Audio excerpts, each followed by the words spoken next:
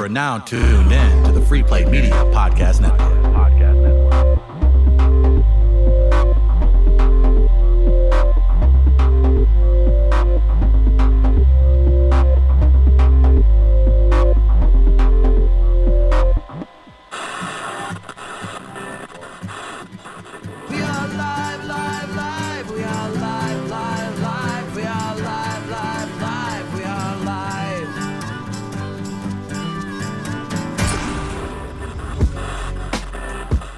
Hey everybody, Chris Denman, and we are live. Got some special guests in today. We got John Pisoni and Brian Green from El Monstero. Before we get to the conversation, you guys got to know they're a Pink Floyd tribute band, obviously, here in St. Louis. A very big deal. But December 21st, 22nd, 23rd, 28th, 29th, and 30th, they've got all those shows for concert. 8 p.m., there we go. Special VIP experience ticket that can be purchased separately, which includes a pre-show dinner, drinks, meet and greet with the band, backstage tour, group photo. When did this happen? The pageant is a big deal too. This is awesome. Yeah, Julie. Sign up, guys. You ready? Tickets on sale now. It'll be great. Yeah. We didn't know we were doing it. Don't be lazy. Don't wait till the day of. Go to the pageant box office, Suite 100, and all Ticketmaster locations. Check out Ticketmaster.com or call 800-745-3000 for the show dates. So, hey, how are you? Good to have you on. Good. Appreciate Thanks you guys coming by. Congratulations on the meet and greet. Sounds like a really good time. John will be doing a quilting class, and I'll be covering some knitting afterward. Can we work in one of those wine and paint things too? Yeah. Well, sponsored if by it's the same thing we Dearborn. did last year, you got to come in and sound check and everything. Yeah. And then we just brought people up on stage. Well, the cool part about something like that is, and I always tell people too, don't make like Michael Jackson your hero. Make accessible people your heroes, because then you won't be let down. Yeah, right, you guys are saying, are you from here? Yeah. Yes. You're from we're all here. from If here, not yeah. from here, you've been living here for a long time. Right. So you're normal guys. You're going to have an actual fun experience. Normal people don't get to fucking go hang out up on the pageant stage. That is what's You know funny what I is mean? that when people get to do those like VIP things, I'm like, you're not gonna be talking about sports with McCartney. It doesn't work like that. Right. It's not how it works. And that's interesting. Within 3 minutes, you've compared yourself to Paul McCartney, They too. shuffle you. Oh, you're going to stand here. There he is. Okay, now you're going to get shuffled over here, and then here's see your that. sticker Right. Have you and your guys done T-shirt. that? Thank you for your $1,500. Right. Oh, for sure. Yeah. Think about the people that pay for like a Justin Bieber VIP experience. It's literally like People pay for that? you may. Right. Yeah. I saw. Yeah. You may get to get a picture with them. Maybe, or a cardboard cutout. Right. Yeah. Depending on. So I think experiences like that are important too. That's probably why you guys have had so much success, because it it's was cool. fan based. You were mentioning you've been with the Urge since 1994. Yeah. Is El Monstero your only musical? At this moment. Okay. I play with the Prince tribute band. Yeah, that's Very awesome. Also, too, yeah. So I play imagine you guys them are- twice. Sean plays there 17 times a year. So Yeah. The pageant's second home, right? Yeah. It's how long have you been playing the pageant since it opened, basically? Yeah, pretty much. I mean, the Urge always played Mississippi Nights every year, and then right when the pageant opened, we started playing there. And Mississippi Nights yeah. had the most aggressive fake parking lot attendance ever, and maybe it was because I was 16 and coming up from Farmington to go to shows. behind But it, or over by the guys where across you the would go, street. you'd find free parking, and then an aggressive, probably homeless person would be Yeah. like, "That's $12, bro." Yeah. And it was not $12. Yeah, They were right. just hustling, but I appreciated the hustle. Yeah, but- I just when I saw people across lot across, you just walk. Yeah. just walk. I just nah, I'm not dealing with that. Yeah. So- it was always like that. So you played Mississippi Night. That was one of my favorite venues. It was a good time. Did you play primarily with Urge there? Yeah, I mean, I played there with the band I was in before the Urge as well. So because that's actually how I got hooked up with the Urge. The band I was in before that used to open for them all the time. Yeah. and we were good friends. That's a good way. They plucked you. They're like, Drummer "Eh." left. I joined the Urge. It was Boom. that kind of thing. Yeah, You can jump in. When did Yeah. El Monstero start? Brian? 1999. 1999. Very, very cool. Was that just out of the love for the music, and you're like, hey, I'm a great musician, I can make a couple bucks off this? Can't imagine at the time. Think about how many cover bands get made for like a one night show, Yeah. and then you just put it away. Did you think like this, we're going on a really successful run here? It's 2017, and you're doing 1, 2, 3, 4, 5, 6 shows at the best venue in town. How did it start? How did it start? Did you Well, expect it to? I mean, you didn't have a plan that you were saying 2017. I'm going to be. I kind of came selling in out the pageant. on the tail end of it. Kevin and Mark and the original guitar player Andy Schmidt. They were in a a cover band called El Monstero, Why Lost Masked Avengers, and I got brought into it because Kevin worked for me at a guitar store, and they needed some help out playing with it, and they just decided to play a gig at Mississippi Nights. I don't know if it was like for extra money for Christmas presents or something, but when they played their gigs out, the last part of the last set they would do Dark Side of the Moon, and it just grew and grew and grew. People wouldn't even come to watch them and then come at the very end. You couldn't walk in the place because they would do it. So I got brought into it that way, and it was like they were a cover band. It was Stir. It was the band Stir. Yeah. With Mark Quinn. Been singing, yeah. So they got Mark in because he could play guitar and sing to have another singer to play covers. So when Stir wasn't doing anything, if they weren't touring anything, they played covers. And then they played like 4 Floyd songs and played long ones. Like, we do about 10 of these. We could do a whole night of this. It was because that was really before the whole tribute thing was kind of in full motion like it is now. You have several touring acts that literally tour the country. What do you guys tour the country? Is it more Midwest? What do you typically do with Elmon? No, we've just done We've done Chicago once, Springfield, Kansas Columbia. City. We have not done Columbia. Not done Columbia. There you go. Go sell out the Blue Note, guys. Yeah, this Blue Note's almost not big enough. Like it wouldn't. True. It wouldn't make us enough money. Like, I'm not saying we would sell it out. You're adults. You need to make your time's it's just worth too some expensive it's such an expensive production to take on the road. Like we play the Uptown in Kansas City. Uptown holds 2,000. Yeah. We don't fill it necessarily, but it's full. We break even when we go on the road. It's fun. We're still doing it. But we debated this year, should we do it or not? And we're all like, well, it's a really fun weekend. So we like doing it. But we break even on it. And we're not even doing the production on the level we do it here. Yeah. It's still scaled down. But that's a huge part of it, right? The Pink Floyd experience. Do you ever, I was thinking about this for just being the type of people that you are in this unique position. Do you have the Uber fans that try and seek you at, I feel like it could be a Comic-Con type experience with certain types of fans, wondering, are you supposed to be exactly like the person you're representing in Pink Floyd? Does it ever get a little weird, or are people just so happy to come have fun and party? I think we get away with that because we're not like 4 guys like Floyd. We have a bunch of dudes, so there isn't the only one that really does that is Mark. Kind of does the Roger Waters Pink character. But the rest of us are our own people. Yeah. But we don't. The rest of us aren't really mimicking the jumping into the character. Right. I don't want to get off the subject, but 3 of us, myself, Mark, and Jimmy, do a Led Zeppelin tribute as well. Yeah. Now, when we do that, I'm trying. I darken my beard and put the bandana right. on. But that's just to give Led Zeppelin's more how many people? When I was a kid, I had no idea what Pink Floyd even looked like. No. Right. Yeah. So they don't really have that visual persona, which is why we can get away with doing it the way we do it. We just try to represent the music as legit as we can. That makes sense, and better to be known as the anthem to people's drug trips than having to play a character every time you go up on stage. So that's obviously huge. I know, dude, we were tripping acid. It was great. I'm like, what? How old are you? I've got kids, man. Yeah, right. They could do it. My kids got it for me. Dad's acting funny. Yeah, I would think that at a lot of people's points in their lives, that's what's going to have to happen. Yeah.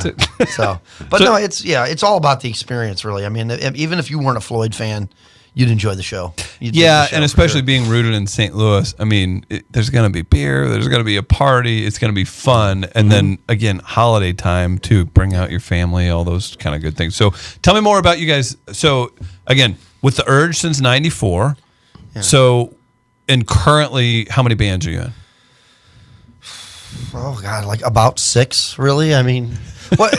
And is this your full-time? Just to give the backstory. Is this your full-time Yeah, employment? a little. I do a bunch of different things. Sure. So but a little bit of backstory is what happened was basically when the Urge sort of split up the first time, where we, our singer Steve was living in L.A. and we weren't doing anything.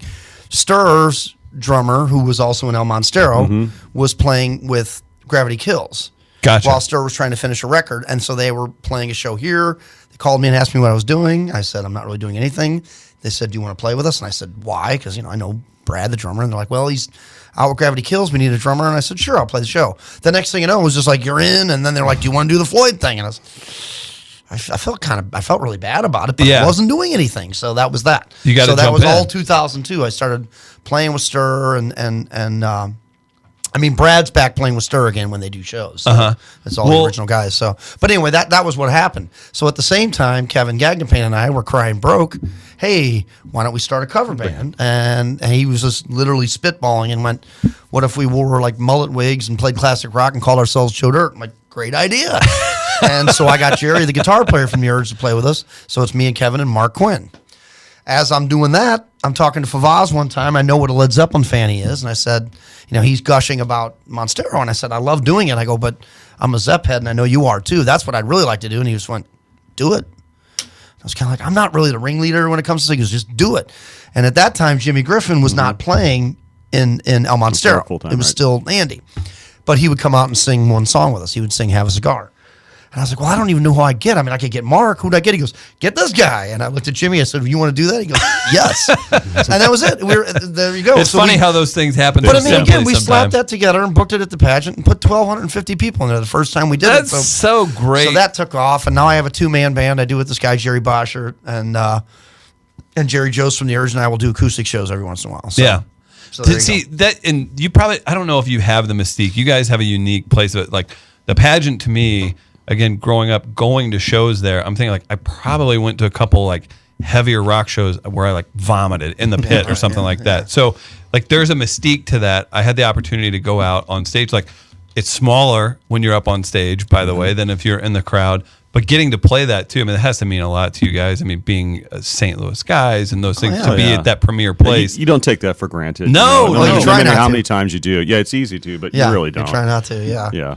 Well, the Riverport thing is the same way. It's like you walk in there and like, we're the act here. Yeah. We're headline. All these not people, the opening act. all these people here to see us. Yeah. You see how many people are out there? It's a lot of people. That's the same way when you're up there. It does not look nearly as big. And then you embrace, and again, too, I'm only going off like the pageant and some other equal play, but like Riverport especially, you kind of, do you ever get that feeling where like, do they really, they don't want to see me. Right. Yeah, am I really supposed to be here? Right, yeah. Didn't Axl Rose get into a fight like right over Is there? another drummer going to come just push me out of the way? Yeah. Thanks for setting our stuff up. You can leave now. Well, I guess if you're in bands like the Urge and then obviously El Monstero, you're used to hitting those sellout marks, right? So it's a unique place to be. Even touring bands that have decade plus, I say touring band, just what you would view as like that would hit the circuit. Sure. You're not making a ton of money, and you're playing a lot of 200-person shows. Right. Even, I mean, a band like, we'll say that would come through and do the Ready Room, like that size band. Yeah. They're not selling out every show typically. Yeah. I mean, maybe you hit a hot streak and you turn into Sturgill Simpson, go from like off Broadway to the Fox. Grammy winner. Yeah, to the Fox. Right. Yeah, but it's the most common thing would probably be you're not selling out most shows. No, I mean, without a doubt, nobody. I mean, live music in general is kind of hurting. I mean, Sure. that's for sure. But and again, we were talking about earlier about how the trend seems to be that people aren't buying tickets in advance. I mean, maybe No, for it's you really too, frustrating. they are. Because they're buying them and then trying to resell them. But Right, like do a the lot flip. of the I've been through it so much lately. Like I was saying, this is anecdotal. The Urge just played in Kansas City, and the guy that's like our manager was really panicking about pre-sale. We pre-sold like 200 and something tickets, and we had 600 people in there. So like we more than doubled the pre-sale on walk-up. Right. People just go the day of. It's just kind of a weird. It is. It's weird. It's a weird thing happening now because people do seek out live entertainment, but at the same time, you're like, if we just make it so much easier for us, if you would just go ahead and admit it that you're going to come with your wallet, please. Right. Yeah. Right. So we're not like losing our minds. Well, I mean, I see it with comics all the time. A lot of shows will get canceled for that reason. And when you mention something like the pageant, so like if a pageant books a show and the pre-sale's not strong, they just won't open the upstairs. Correct. So. And they can't just suddenly open the upstairs because now they haven't hired the staff. Right. They told you we don't need bartenders and security. It's kind of it's like if you want to walk up and then you can go, well, it's sold out. Now it might be sold out at 800 people and the place holds 2,000. Right. But they didn't open the upstairs or whatever. Sold out at 1,000. So it's a weird thing with nobody buying tickets in advance anymore. It's kind of strange. Do you guys have any stories I need to know about backstage? So again. So we mentioned this as you guys, you're synonymous with local radio, huge in St. Louis. KSHE's huge. Yeah. Obviously, that's big for you guys. The Point's huge. So you've been involved with a ton of big shows involving that. Give me just something that we need to know about that's either happened with a fan or even a backstage or an after party thing that's not going to get anybody in trouble. Reading? What's that? Royal Reading?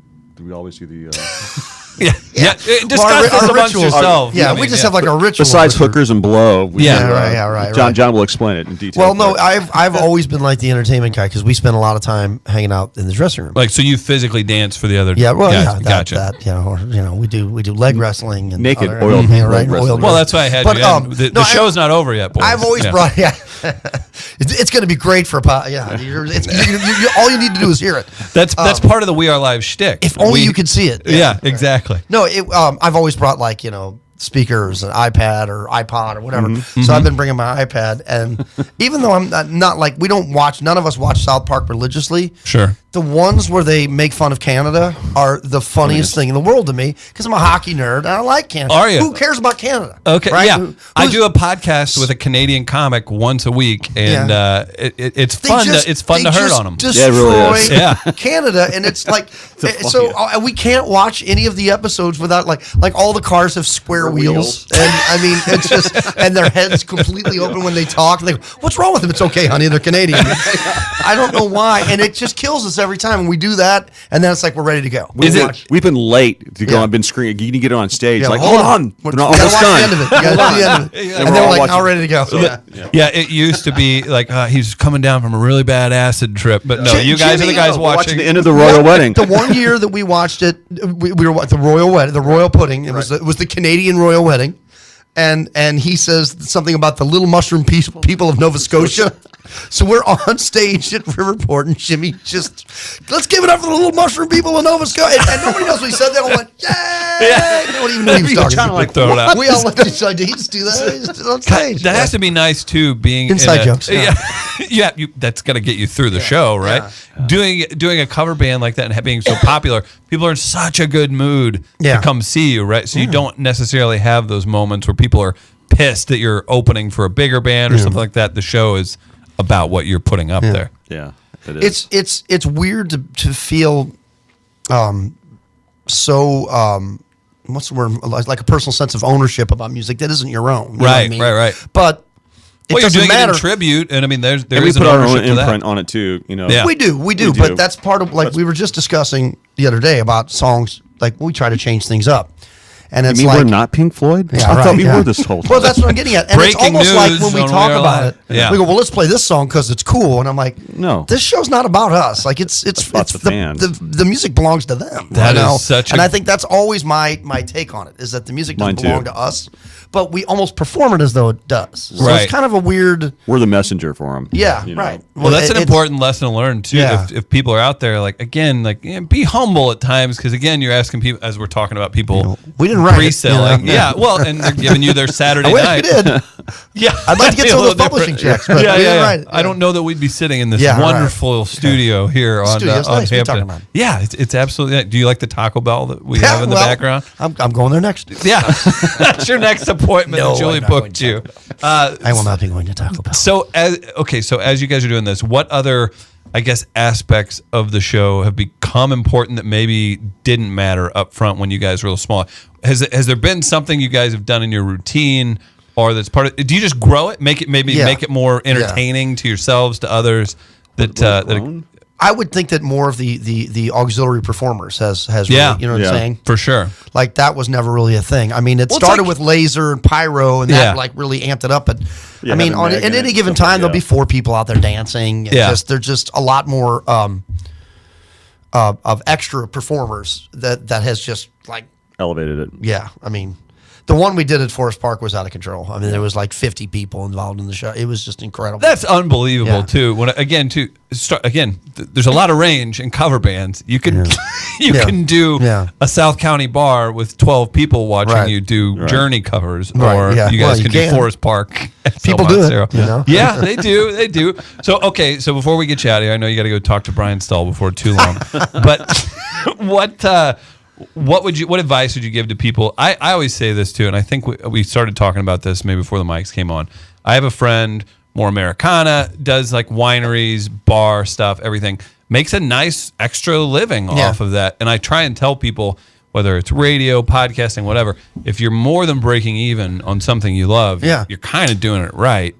People that play golf lose money on their hobby every time they go out, right? Right. So what would you tell people as far as staying organized and actually running? You're a small business too. Yeah. I mean, yeah. what's the most important thing when building something unique like this and pursuing a creative dream?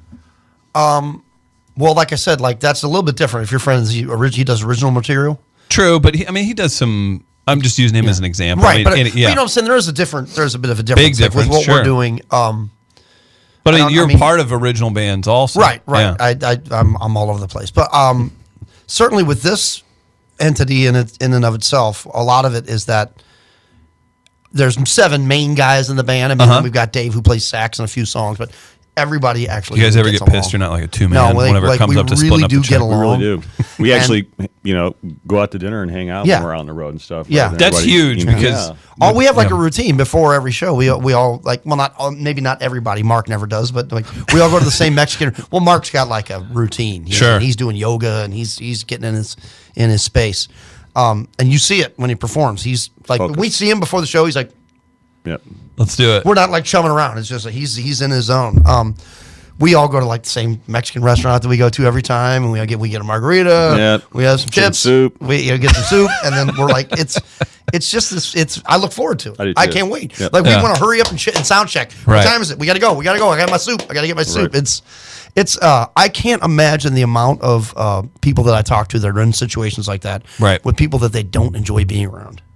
And being on stage and playing music with them, which is I don't know how they do it, and you hate somebody. Just up don't there. look at each other. Yeah. You know, I know a lot of people that do it, and I've Seems like never, a huge waste of time. I've never It been. is. If I were in that situation, I would leave. Yeah. Right. Because I'd be like, I'm too social to deal with that.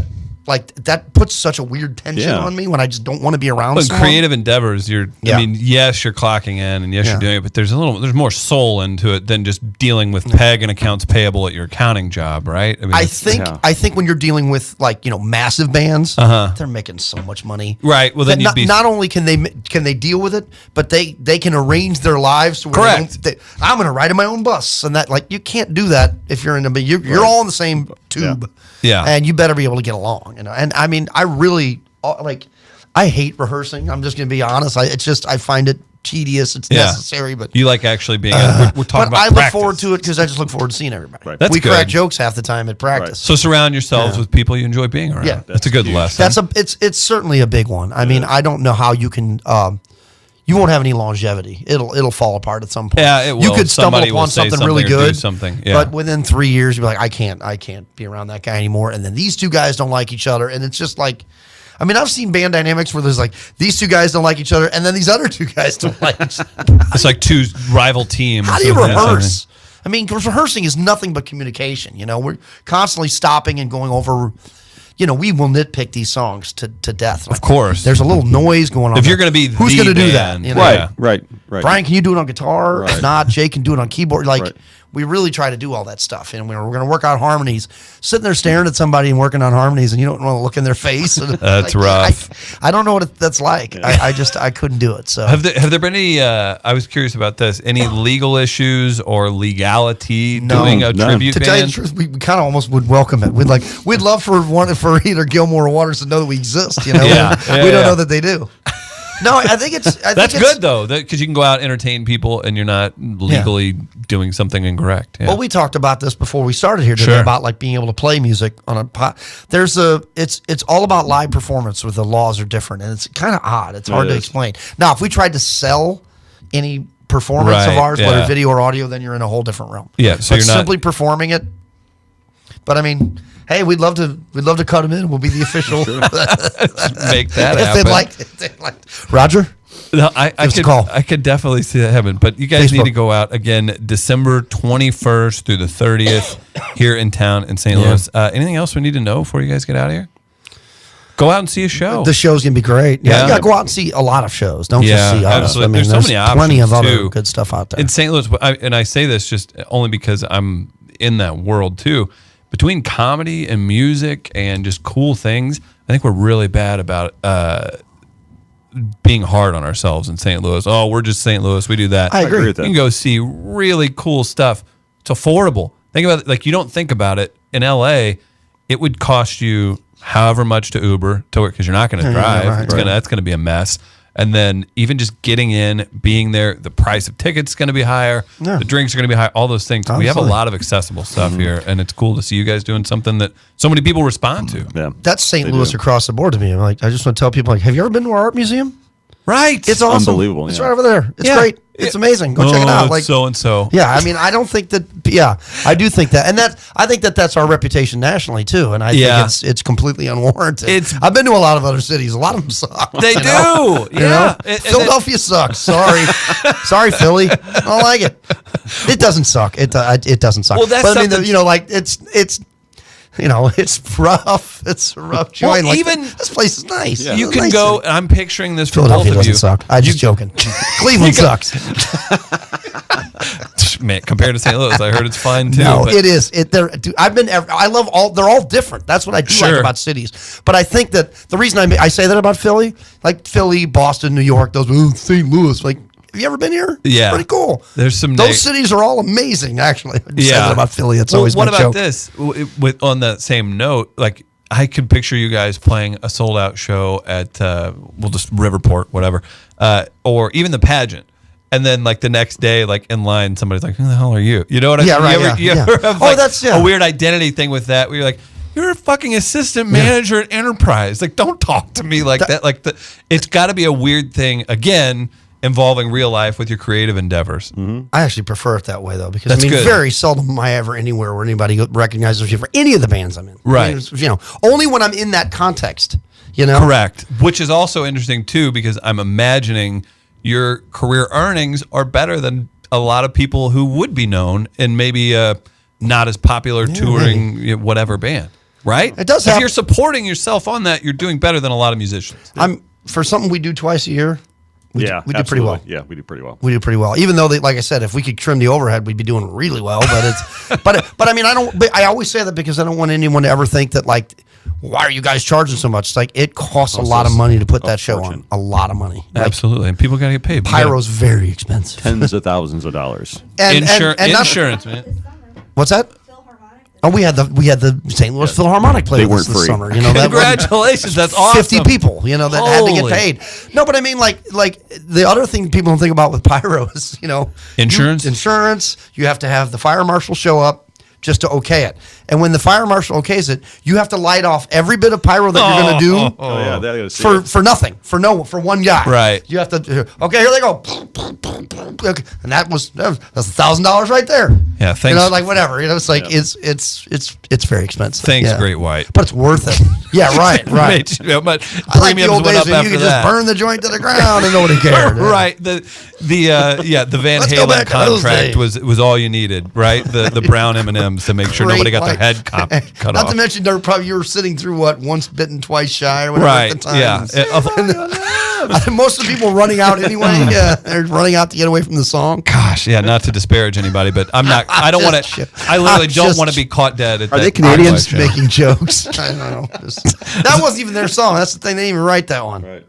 But anyway, Good that's- stuff. Yeah. Ticketmaster.com for tickets. Yes. Go out, see the shows, enjoy the pyro, know the insurance premiums. No. Yeah. Right. Guys, thanks for stopping by. Had a blast. Thanks for having us, Chris. Absolutely Thank you very appreciate it. We are live. Check out our sponsor, Barrel Beard and Tattoo Oil. Check them out online. My beard's looking real great these days, thanks to these guys. Barrel Beard and Tattoo. Check them out. Thanks again to El Monstero for stopping by.